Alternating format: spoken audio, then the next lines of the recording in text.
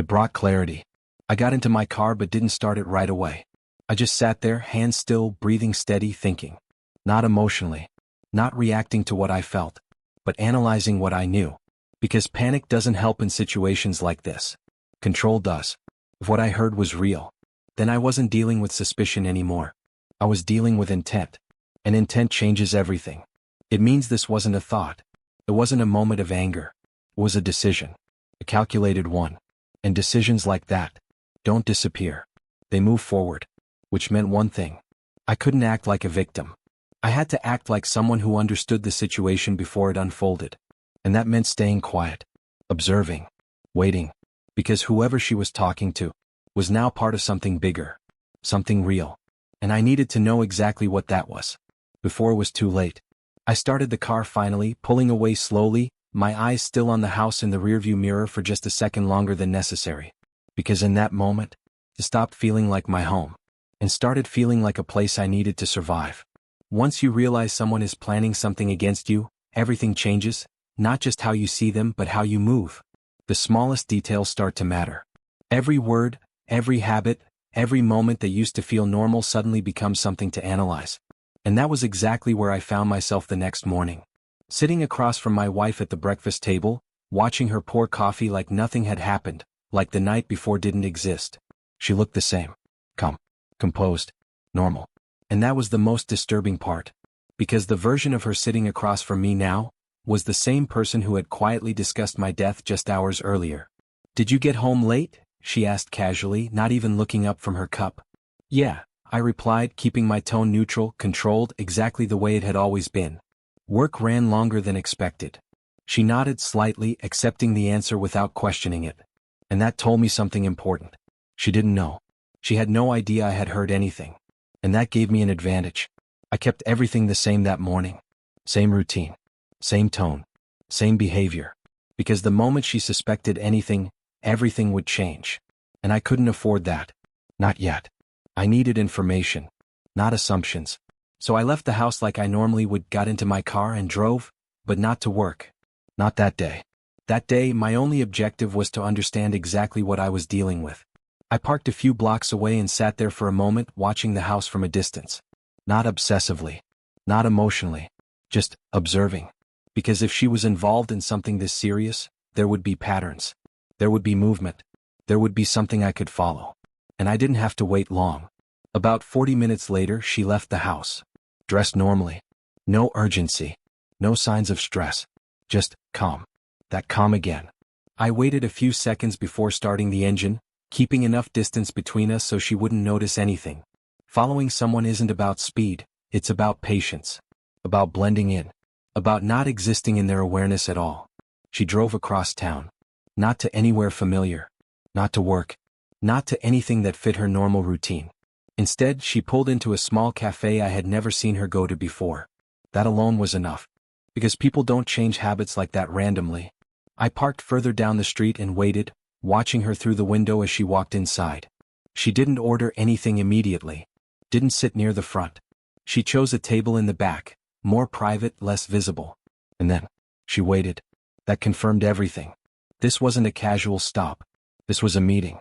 I stayed in the car for a few minutes, watching through the glass, timing everything carefully. Then I stepped out, walking inside like any other customer, not looking at her directly, not acknowledging her presence in any way. Just passing through. I ordered something quickly, keeping my movements natural, controlled, and then chose a seat where I had a clear reflection of her table through the window behind the counter. Not direct. Never direct. Because direct attention gets noticed. Reflections don't. A few minutes later, he arrived. He didn't stand out immediately. Average height. Neutral clothing. Clean but not polished. The kind of person you wouldn't notice twice if you passed him on the street. And that was exactly what made him stand out to me. Because people who want attention dress for it. People who don't have reasons. He walked straight to her table without hesitation. No greeting. No introduction. Just sat down. That told me something else.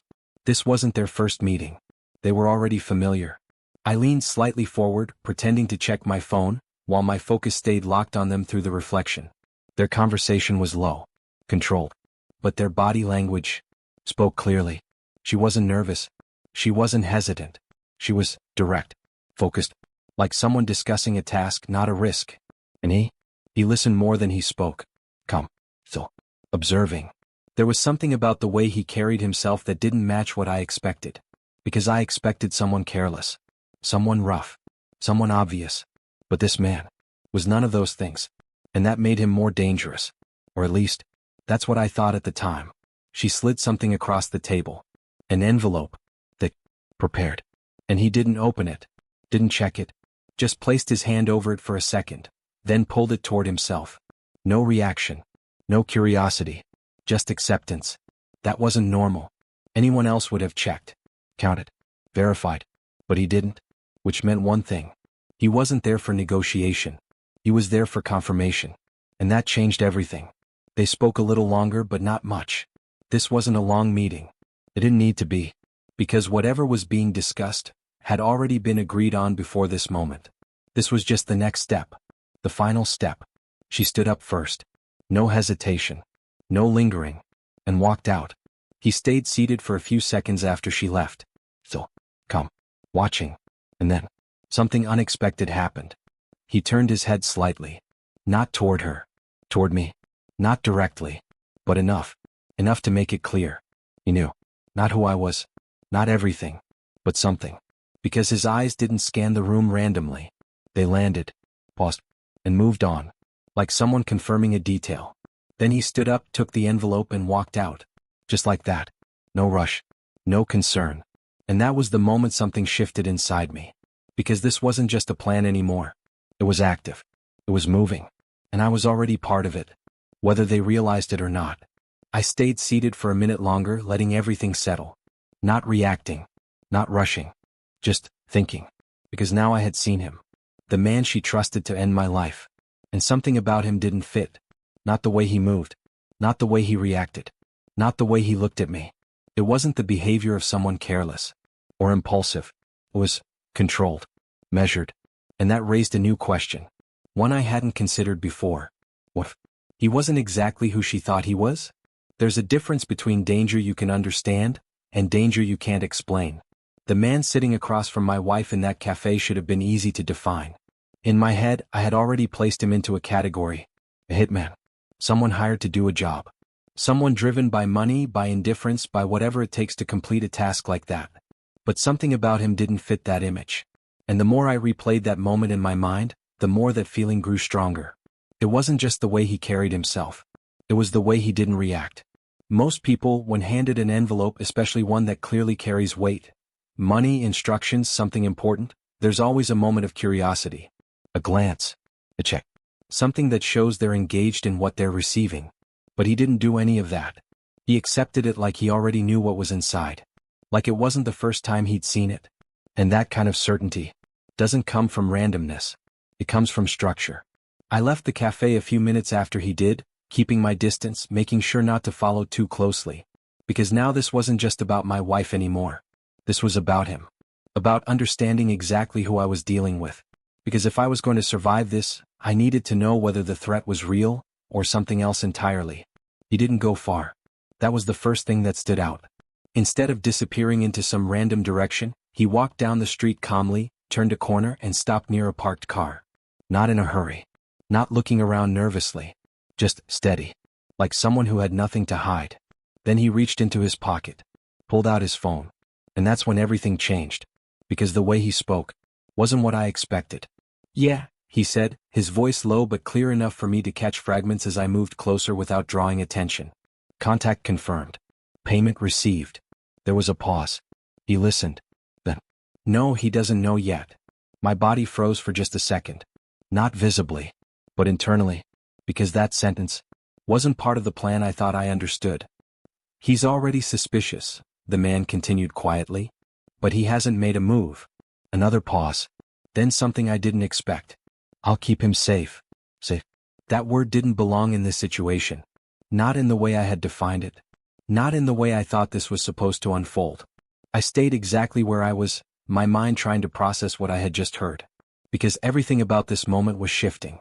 The narrative I had built in my head, the danger, the threat, the plan, it wasn't disappearing. But it was changing. And fast. The man ended the call, placed the phone back in his pocket, and stood there for a second longer than necessary. Then he turned. And this time, he looked directly at me. No reflection. No indirect glance. Direct. Intentional. Like he had been waiting for that moment. Our eyes met. And instead of reacting, he gave the smallest nod. Not a greeting. Not a warning. Something in between. Then he walked toward me. Not aggressively. Not cautiously. Just directly. And that alone told me everything I needed to know. He wasn't hiding. Which meant he didn't need to. "You heard enough," he said quietly as he stopped a few feet in front of me. Not a question. A statement. I didn't respond immediately, because responding too fast gives away control. And right now, control mattered. "Depends," I said finally, keeping my tone neutral, "on what you think I heard." A slight pause. Then something unexpected. He smiled. Not in a friendly way. Not in a threatening way.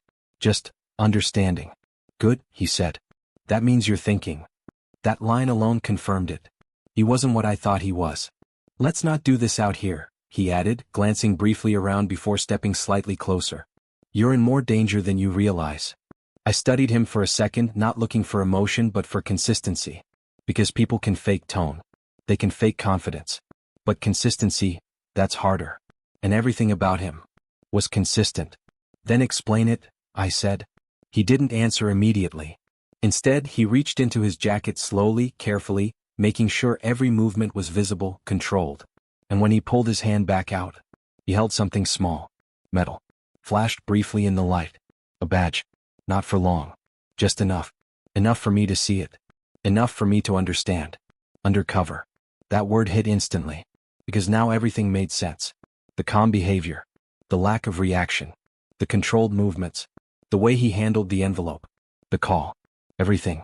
"This wasn't supposed to involve you this early," he said quietly. "But you're already inside it now." Inside it. That meant this wasn't just about me anymore. This was bigger. "You're telling me I started." "Yes," he interrupted, not harshly but firmly. "She initiated contact. She made the offer. And she followed through. No hesitation. No doubt. Just facts." "And you?" I asked. "I've been tracking this for weeks," he replied. "You weren't the first conversation. Just the final step." That changed everything again. Because this wasn't just a plan. It was part of something larger. Something ongoing. "And now?"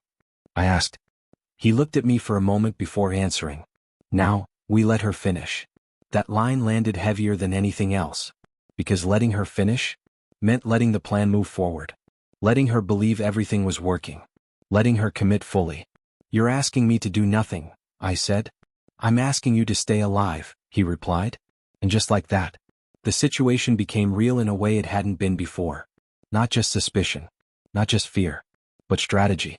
Because now I wasn't just reacting. I was part of something being built. A trap. And for the first time since all of this started, I wasn't alone in it. Once you understand you're no longer just reacting, but participating, everything changes. Fear doesn't disappear, but it becomes structured, directed, controlled. That's where I was now. Not safe, not comfortable, but no longer blind. Because knowing the truth, even a dangerous truth, is still better than living inside something you don't understand. The man standing in front of me, the one I had believed was hired to kill me, was now the only reason I was still standing there. Undercover. That word carried weight. Because it meant everything I had seen so far wasn't just random pieces of a plan, it was part of something already in motion. Something bigger than just me. Bigger than just her. "She thinks everything is moving forward," he said, his voice low, controlled. "And that's exactly how it needs to stay." I didn't respond immediately. Because what he was asking wasn't simple. He wasn't asking me to protect myself. He was asking me to trust a process that involved letting my own situation escalate. "That means letting her believe I'm still a target," I said. "You are a target," he replied. No hesitation. No softness. Just truth. "And the moment she thinks that changes," he continued, "she pulls back. We lose everything. Evidence. Intent. The full picture." That word again. Intent. Because that's what separates suspicion from proof. And proof is what makes everything final. "So what's the plan?" I asked. He looked at me for a second, like he was measuring how much I was ready to hear. "Nothing changes," he said. That answer almost felt too simple. But the more I thought about it, the more I understood. Because changing behavior is what exposes awareness. And awareness is what breaks a setup like this. You go home, he continued. You act normal. You follow your routine. You don't confront her. You don't question anything. You give her exactly what she expects. And in the meantime? I asked. In the meantime, she continues, he said. And we document everything. That's when it clicked. This wasn't about stopping her immediately. It was about letting her fully commit. Because once someone crosses a certain line, there's no coming back from it. And that's when the truth becomes undeniable. I exhaled slowly, not out of fear, but out of realization. Because this wasn't just dangerous. It was precise. Where does this end? I asked. He didn't answer right away. Instead, he stepped slightly closer, lowering his voice even further. It ends when she believes it's done, he said. That line stayed with me. Because believing it's done means believing I'm gone. And that thought alone carried weight I couldn't ignore. I nodded slightly, not because I was fully comfortable with the plan, but because I understood it. And understanding was enough. For now. Stay reachable, he added. We'll be watching. Every move. Watching. That gave me something. Not safety, but structure. And structure is what you hold on to when everything else becomes uncertain. I left shortly after that, returning to my car, sitting there for a moment longer than necessary before starting the engine. Not because I didn't know what to do, but because I knew exactly what I had to do. And it wasn't simple. It wasn't confrontation. It wasn't escape. It was acting. Going back into a situation where I was no longer safe. And pretending like everything was exactly the same. I drove home slowly, my mind running through every detail of what had just happened. Not emotionally. Not reacting. Just preparing. Because preparation is what keeps you controlled. And control was everything now. When I walked back into the house, nothing had changed. At least not on the surface. She was there. Same position. Same routine. Same calm presence. Like the previous night didn't exist. Like the conversation I overheard never happened. You're back early, she said casually, glancing at me for a second before returning her attention to what she was doing. Work was light today, I replied. Simple. Neutral. Nothing that would raise suspicion. She nodded, accepting it without question. And that told me something important. She was still comfortable. Still confident. Still unaware. Which meant the plan was still intact. I moved through the house the same way I always did, placing my keys down, sitting briefly, letting everything feel normal on the outside even though nothing about it was normal anymore. Because now, every moment had meaning. Every word mattered. Every reaction was part of something bigger. Days passed like that. Not quickly. Not slowly. Just carefully. She continued her routine. Her tone stayed the same. Her behavior didn't shift. Which meant one thing. She believed everything was still moving forward. And in a way, it was. But not in the direction she thought. I noticed small things now. Things I would have ignored before. The way she checked her phone more often. The way she stepped into another room to take certain calls. The slight changes in her timing. Nothing obvious. Nothing careless. But enough. Enough to confirm that the plan wasn't just real. It was active. And every day that passed brought it closer to its final step. One night as I sat in the living room, she moved into the other room again, her voice low, controlled, just like before. I didn't need to hear the words this time. I already knew what they were about. Because at this point, it wasn't about discovering the truth anymore. It was about waiting for it to reveal itself completely. And that's when I understood something clearly. This wasn't about catching her in a moment. It was about letting her reach the point where there was no way back.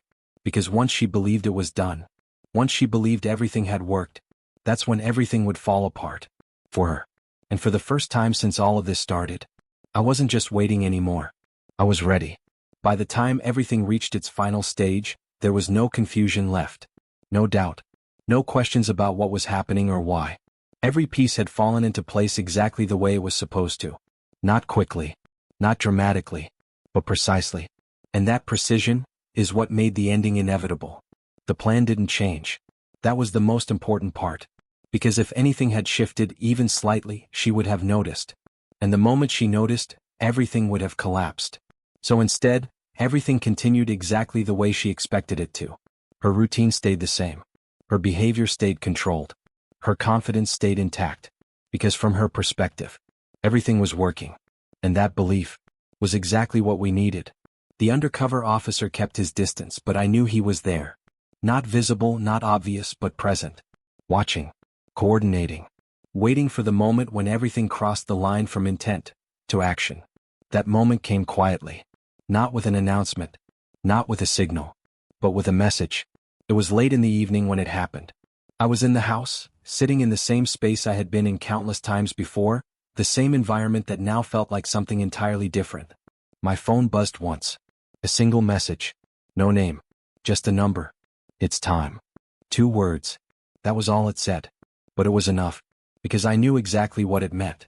The next part of the plan wasn't about observation anymore. It was about execution. I stood up slowly, not rushing, not reacting outwardly, just moving. Because from this point forward, everything had to be exact. No hesitation. No deviation. Just timing. She was in the other room. On another call. Her voice low. Controlled. The same tone. And that alone told me everything I needed to know. This was it. This was the moment she believed everything would finally be completed. I stepped outside quietly, closing the door behind me without a sound. The night air felt heavier this time. Not because anything had changed physically, but because now, everything was about to. The car was waiting. Engine running. Lights low. I didn't ask questions. Didn't hesitate. I got in. And the moment the door closed, everything moved forward. The drive was silent. Not tense. Not chaotic. Just focused. Because this wasn't about emotion anymore. It was about outcome. The location wasn't far. A quiet stretch. Isolated. The kind of place where things can happen without interruption. Without witnesses. Exactly the kind of place she would have expected this to end. And that thought alone made everything clear. We arrived. The car stopped. And for a brief moment, everything was still. Then the officer turned slightly toward me. "This is where it ends," he said. Not dramatically. Not emotionally. Just fact. I nodded. Not because I was ready. But because I understood. Because readiness doesn't matter in moments like this. Clarity does. I stepped out. The air was quiet. The kind of quiet that doesn't feel peaceful. It feels deliberate. Planned. And for a moment I stood there looking at the space, understanding exactly what she believed was about to happen. That this was the end of me. That this was the final step in a plan she had carefully put together. That everything would be finished here. And then, it happened. Lights. Not one. Not two. Multiple. Flashing. Bright. Sudden. Breaking through the darkness all at once. Vehicles moving in from different angles. Doors opening. Voices sharp. Clear. Controlled. Police. Stay where you are. The entire scene shifted in seconds. What was supposed to be hidden became exposed. What was supposed to be final became evidence. And in that moment, the plan didn't just stop. It reversed. Because this was never about me being in danger. It was about proving she put me there. And now, that proof was complete. They moved fast. Not chaotic. Not uncontrolled. Precise. Coordinated. Everything exactly where it needed to be. And then, they brought her in. Not from the house. Not from a distance. From the middle of it. Because she had followed through. She had stayed connected. She had committed fully. And now, there was no space left between intention and action. She saw me the moment she stepped out. Standing there. Alive. Unharmed. And for the first time since all of this began, her expression broke completely. Not controlled. Not composed. Gone. Replaced by something else. Something real. So, pure. Unfiltered. Because in her version of this moment, I wasn't supposed to be standing there. I wasn't supposed to be breathing. I wasn't supposed to exist anymore. And that realization hit instantly. This isn't, she started, her voice breaking, her words collapsing before they could even form properly. But there was nothing left to explain. Nothing left to adjust. Nothing left to deny. Because everything had already been recorded. Documented. Proven. The calls. The meeting. The payment. The intent. All of it. Complete. Final. She looked at me again like she was trying to understand something that no longer made sense. "How?" she asked. One word. Barely there. And for a moment I didn't answer. Not because I didn't have one. But because the answer didn't matter anymore. The truth was already in front of her. "I heard you," I said finally. Simple. Come. Final. And that was enough. Because that one moment was where everything changed. Not just for her. But for me. Because this wasn't about revenge. It wasn't about proving anything. It was about survival. About seeing something for what it really was, and choosing not to ignore it. As they led her away, she didn't fight, didn't argue, didn't resist, because there was nothing left to hold on to. No version of this where she could recover. No outcome where this made sense. Just consequences. Clear. Unavoidable. And as the scene settled, as the lights dimmed, as everything returned to stillness, I stood there for a moment longer, not thinking about what almost happened, but about what didn't. Because in the end, this wasn't the moment I lost everything. It was the moment I didn't. The drive was silent. Not tense. Not chaotic. Just focused. Because this wasn't about emotion anymore. It was about outcome. The location wasn't far. A quiet stretch. Isolated. The kind of place where things can happen without interruption. Without witnesses. Exactly the kind of place she would have expected this to end. And that thought alone made everything clear. We arrived. The car stopped. And for a brief moment, everything was still. Then the officer turned slightly toward me. "This is where it ends," he said. Not dramatically. Not emotionally. Just fact. I nodded. Not because I was ready, but because I understood. Because readiness doesn't matter in moments like this. Clarity does. I stepped out. The air was quiet. The kind of quiet that doesn't feel peaceful. It feels deliberate. Planned. And for a moment I stood there looking at the space, understanding exactly what she believed was about to happen. That this was the end of me. That this was the final step in a plan she had carefully put together. That everything would be finished here. And then, it happened. Lights. Not one. Not two. Multiple. Flashing. Bright. Sudden. Breaking through the darkness all at once. Vehicles moving in from different angles. Doors opening. Voices sharp. Clear. Controlled. Police. Stay where you are. The entire scene shifted in seconds. What was supposed to be hidden became exposed. What was supposed to be final became evidence. And in that moment, the plan didn't just stop. It reversed. Because this was never about me being in danger. It was about proving she put me there. And now, that proof was complete. They moved fast. Not chaotic. Not uncontrolled. Precise. Coordinated. Everything exactly where it needed to be. And then, they brought her in. Not from the house. Not from a distance. From the middle of it. Because she had followed through. She had stayed connected. She had committed fully. And now, there was no space left between intention and action. She saw me the moment she stepped out. Standing there. Alive. Unharmed. And for the first time since all of this began, her expression broke completely. Not controlled. Not composed. Gone. Replaced by something else. Something real. So, pure. Unfiltered. Because in her version of this moment, I wasn't supposed to be standing there. I wasn't supposed to be breathing. I wasn't supposed to exist anymore. And that realization hit instantly. This isn't, she started, her voice breaking, her words collapsing before they could even form properly. But there was nothing left to explain. Nothing left to adjust. Nothing left to deny. Because everything had already been recorded. Documented. Proven. The calls. The meeting. The payment. The intent. All of it. Complete. Final. She looked at me again like she was trying to understand something that no longer made sense. "How?" she asked. One word. Barely there. And for a moment I didn't answer. Not because I didn't have one. But because the answer didn't matter anymore. The truth was already in front of her. "I heard you," I said finally. Simple. Come. Final. And that was enough. Because that one moment was where everything changed. Not just for her. But for me. Because this wasn't about revenge. It wasn't about proving anything. It was about survival. About seeing something for what it really was, and choosing not to ignore it. As they led her away, she didn't fight. Didn't argue. Didn't resist. Because there was nothing left to hold on to.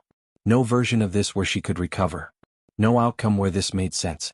Just consequences. Clear. Unavoidable. And as the scene settled, as the lights dimmed, as everything returned to stillness, I stood there for a moment longer. Not thinking about what almost happened, but about what didn't. Because in the end, this wasn't the moment I lost everything. It was the moment I didn't.